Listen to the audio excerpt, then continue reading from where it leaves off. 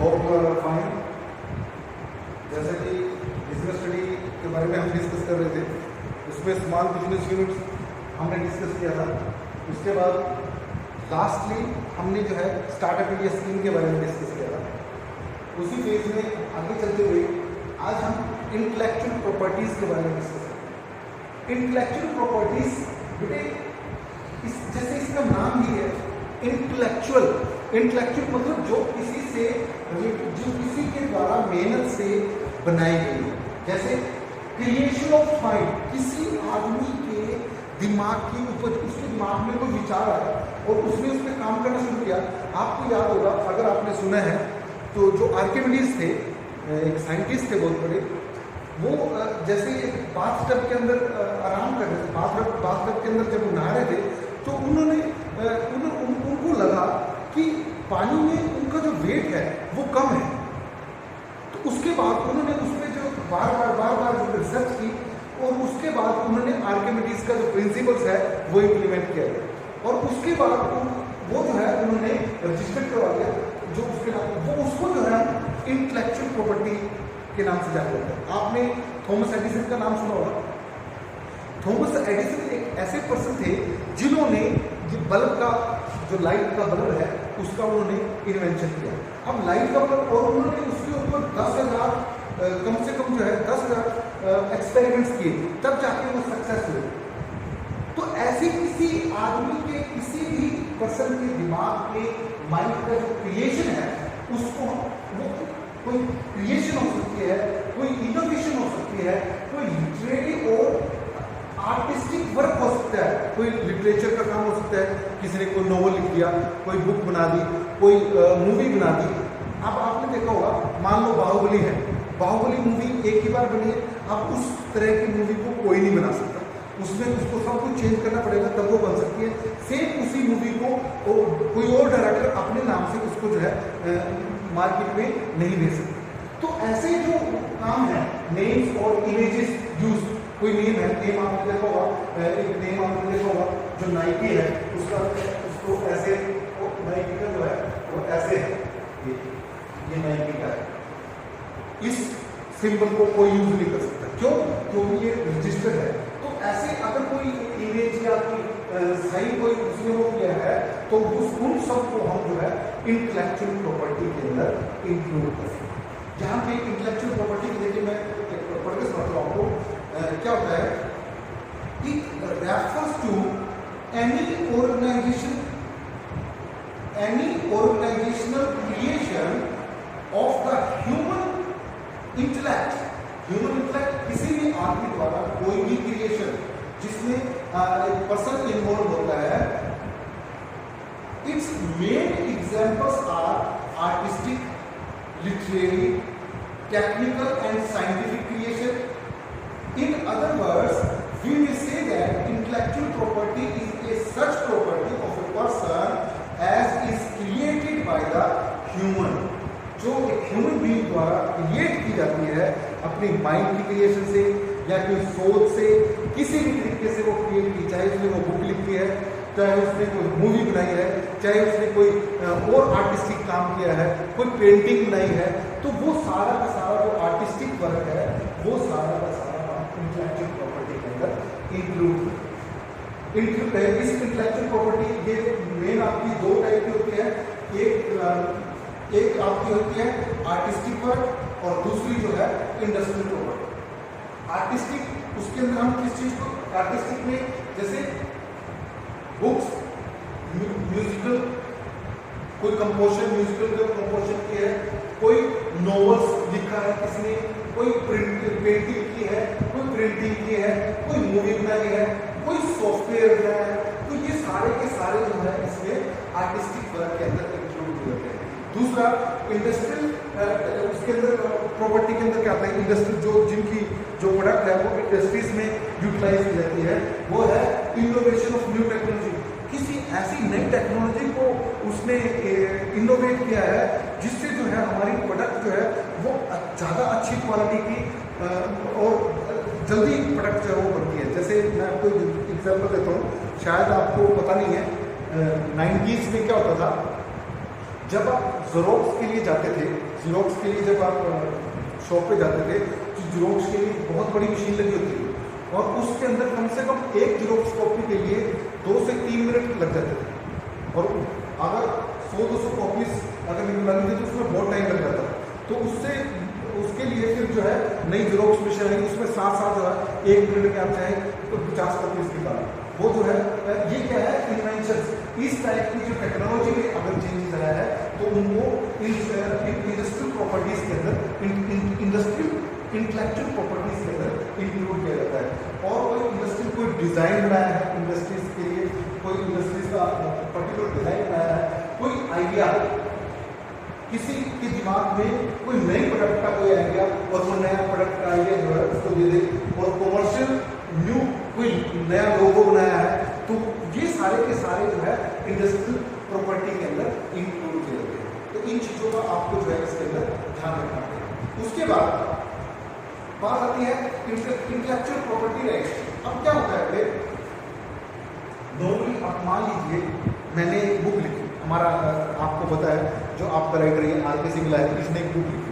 अब आर.के. सिंगला की बुक कोई और नहीं लिख सकती। इस बुक पे ऐसा नहीं है उसका आर.के. सिंगला का नाम काट के और अपना नाम लिख दे और उसके बाद उसको जो है पब्लिश करा दे, ये मैंने लिखी।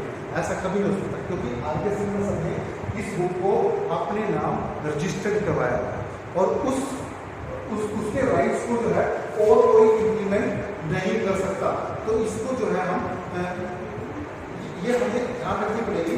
इंटेलेक्चुअल प्रॉपर्टी का होती है भी कोई राइट, कोई मैंने कोई बुक लिखी है या कोई मूवी बनाई है या कोई म्यूजिकल कंपोजिशन की है, कोई भी काम किया है, अगर मैं उसको रजिस्टर्ड करवा लेता हूँ तो उस बुक को, उस म्यूजिकल कंपोजिशन को, उस नॉवल को मेरी सिर्फ मैं ही उसको यूज कर सकता हूँ और कोई नहीं कर सकता।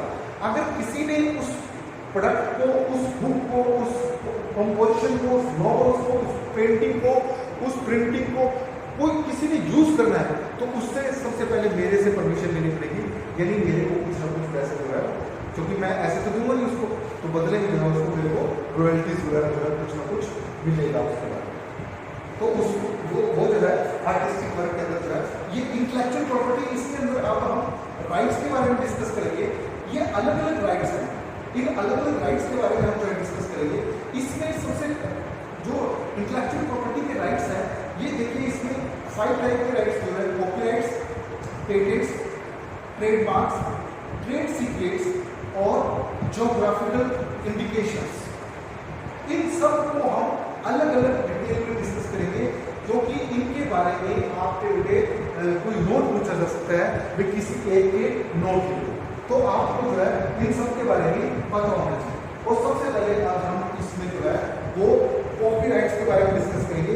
ये जो नोट, ये जो राइट्स हैं, इन राइट्स के बारे में आप सबको जो है वो पता होना चाहिए और इनमें हम इनको बारी बारी डिस्कस करते हुए आज सबसे पहले हम कॉपीराइट्स के बारे में डिस्कस करेंगे। कॉपीराइट्स क्या होता है, जैसे मान लीजिए आपने कोई बुक लिखी, देखिए मैं पहले मीनिंग बताता हूँ उसका। It refers to the right given to the literary and artistic creator under which it is ensured that only the creator makes use of his creation। क्या होता है, जैसे मैं अभी आपको एग्जांपल दे रहा था, आपने बुक लिखी, आर.के. सिंगला सर ने बुक लिख रखी है, जो बिजनेस स्टडीज की बुक लिखी हुई है। अब उसने क्या किया कि अपनी बुक्स के जो कॉपीराइट्स हैं, लिखने का अधिकार उसने वीके पब्लिकेशंस को दिया।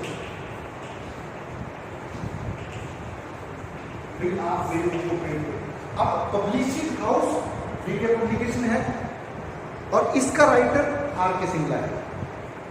मतलब आर.के. सिंगला ने ऐसे ही वीके पब्लिकेशन को नहीं दे दिया, जाओ तुम वो कर दो। उसने उसके बदले में उनसे कोई डील की है, कोई पैसे लिए हैं, कोई रॉयल्टी ली है, तो उसको जो है हम कॉपीराइट बोलते हैं। जब जो क्रिएटर है उसकी परमिशन से कोई दूसरा उसको बनाने का अधिकार ले लेता है, राइट ले लेता है, तो उसको हम जो है कॉपीराइट के अंदर इंक्लूड करते हैं। आगे क्या कहता है,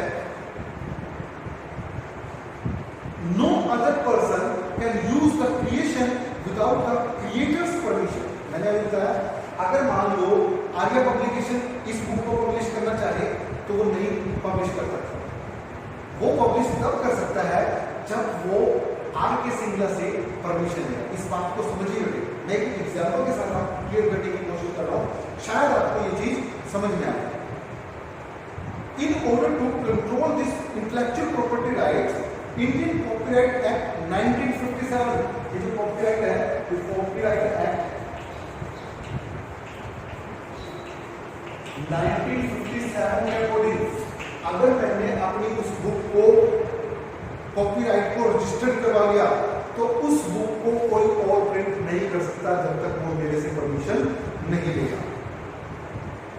हैज बीन मेड, और उसके बाद कहता है under this act safety has been provided to the expression of ideas. Here the expression of idea means the words used in the expression of our views. मतलब इसमें जो है, जो उसमें कहा गया है, जो उसके आइडियाज हैं, जो उसके वो हैं, उसको सारी सेफ्टी रखी जाती है, और जो उसने लिखा है वो सेम चीज जो है उसके अंदर लिखी जाएगी। अगर वो वीके पब्लिकेशन हाउस उसमें कुछ और प्रिंट करने की कोशिश करता है या उसके नाम से कुछ और लिखने की कोशिश करता है, कोई और बुक निकालने की कोशिश करता है, तो ऐसा वो नहीं कर सकता। सिर्फ जिस बुक का कॉपीराइट दिया गया है, सिर्फ वो बुक जो है उसी क्रिएटर के नाम से जो है वो लिखी गई। अब इसमें देखिए इसकी प्रोसेस क्या है। प्रोसेस में देखिए सबसे पहले क्या कहता है, तो सबसे पहले कहता है for getting copyright registration the application has to file up an application form in which the information about the name, address, nationality, the title of the creation, language, etc. in made available। मतलब सबसे पहले जो है उसको वो सारी information जो है वो प्रोवाइड करनी पड़ेगी। तो ये बिजनेस रीडिंग बुक है, आर के सिंगला लिखी है, इंग्लिश मीडियम से लिखी है और सीबीएसई उसके लिए लिखी है। तो मतलब वो सारी इंफॉर्मेशन जो है सबसे पहले वो देनी पड़ेगी, फॉर्म में भरनी पड़ेगी। उसके बाद along with the fixed fees, अब वो जो रजिस्टर्ड करवाने के लिए जो उसकी फीस है, वो फीस जो है उसको जमा करानी पड़ेगी। उस फीस के बाद 4 copies of copyright have to be submitted in the office, और उसकी जो है 4 कॉपीज जो वो बुक लिखी है, उस बुक की 4 कॉपी जो है रजिस्टर्ड ऑफिस में जो है वो जमा करानी पड़ेगी। उसके बाद जमा कराने के बाद उसके बाद with 30 days after checking the application form, उसके बाद जो है वो ऑफिस के अंदर उसका फॉर्म चेक किया जाता है और सब कुछ क्लैरिफाई करने के बाद और ये देखने के बाद भी कहीं ऐसा तो नहीं है आर के सिंगला ने ये बुक चोरी करके लिखी है, किसी की कॉपी अपने हाथ से लिख के उसके ऊपर अपना नेम लिख दिया। अगर ऐसा कुछ है तो उसका रजिस्ट्रेशन जो है वो कैंसिल हो सकता है। तो वो सब वेरीफाई करने के बाद अगर ऑफिस में रजिस्टर्ड ऑफिस में लगता है भाई ये वाकई में नई खोज है और उसकी अपनी है, तो उस केस में उसको जो है सर्टिफिकेट जो है उसको इशू कर देते हैं।